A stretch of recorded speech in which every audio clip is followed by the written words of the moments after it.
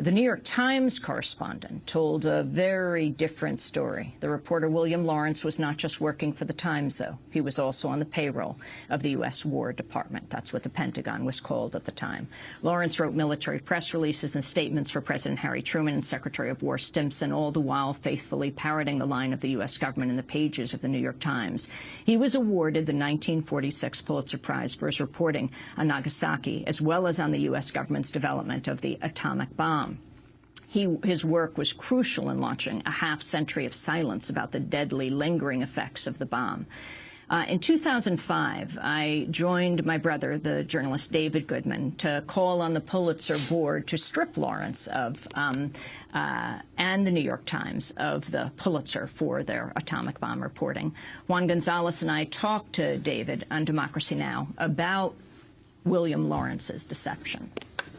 William Laurence had immigrated to the United States from Lithuania in the 1930s, at a time when actually the New York Times was laying off reporters due to the Great Depression.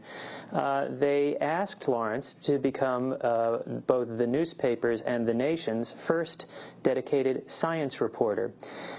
Lawrence became fascinated with atomic power and atomic weapons, and was an ardent supporter of atomic power in the articles that he wrote throughout the 1930s and into the early 1940s.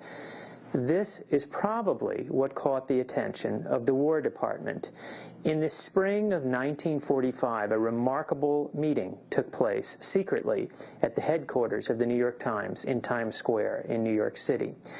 General Leslie Groves, the director of the Manhattan Project, which was the name of the program that was developing atomic bombs for the U.S. military, came to Times Square, to the New York Times, and met secretly with Arthur Sulzberger, the publisher of the New York Times, the editor-in-chief of the New York Times, and William Laurence. At that meeting, he asked Laurence if he would become a paid publicist, essentially, for the Manhattan Project.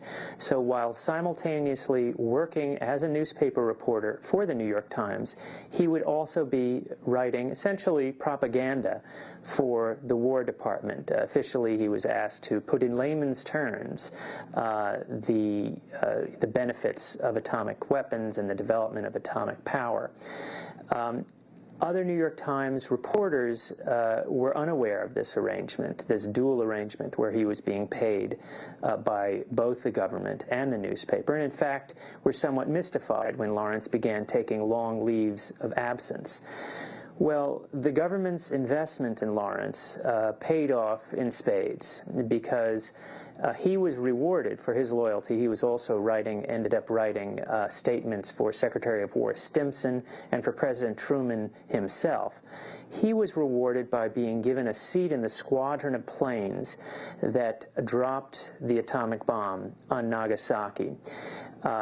I'll read to you a little excerpt of Lawrence's dispatch. In general, his writing, well, these days journalists would call it purple prose, but it was often imbued with these messianic themes about the potential and power of atomic weapons. Here is what he had to say in describing the bombing of Nagasaki. This bombing is thought to have taken about 70,000 to 100,000 lives. Laurence recounted, quote, being close to it and watching it as it was being fashioned, he's speaking here of the atomic bomb, into a living thing so exquisitely shaped that any sculptor would be proud to have created it. One felt oneself in the presence of the supernatural. Now, Laurence went on to write a series of 10 articles about the development of the atomic bomb. This and his reporting about the Nagasaki bombing won him the 1946 Pulitzer Prize in reporting.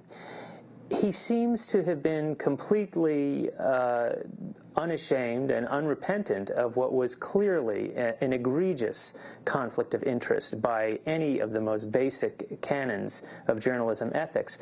Laurence later wrote in his memoirs about his experience as a paid publicist for the War Department. He wrote, quote, "Mine has been the honor, unique in the history of journalism, of preparing the War Department's official press release for worldwide distribution. No greater honor could have come to any newspaperman or anyone else, for that matter." And David, I think it's instructive, the effects of this reporting. I mean, on the one hand, you had someone like Wilfred Burchett on the ground talking about, he didn't even have the words to describe. He talked about bomb sickness. He talked about atomic plague. And then you have Lawrence's front page story, September 12th, 1945, U.S. atom bomb site belies Tokyo tales. Tests on New Mexico range confirmed that blast and not radiation took toll. This after William Laurence, while he didn't go to Hiroshima, was taken by Leslie Groves, the general in charge of the Manhattan Project that was responsible for the bomb, took Laurence and other reporters to New Mexico to counter what the War Department, what Groves was calling Japanese propaganda of the effects, the deadly effects of radiation. And in fact, Laurence knew better, because having observed the Trinity test, the first explosion of the atomic bomb in the deserts of New Mexico, he knew that Geiger counters had spiked around the area of the bombing long after the actual bomb itself. In fact, an interesting footnote to this whole encounter is that when Laurence was brought by Groves in this effort, as Amy describes. We're going to pull out of that clip of David Goodman describing William Laurence. William Laurence, Greg Mitchell, the original embedded reporter, won a Pulitzer Prize for his reports, was also on the payroll of the War Department, writing the Stimson press releases and statements. Right.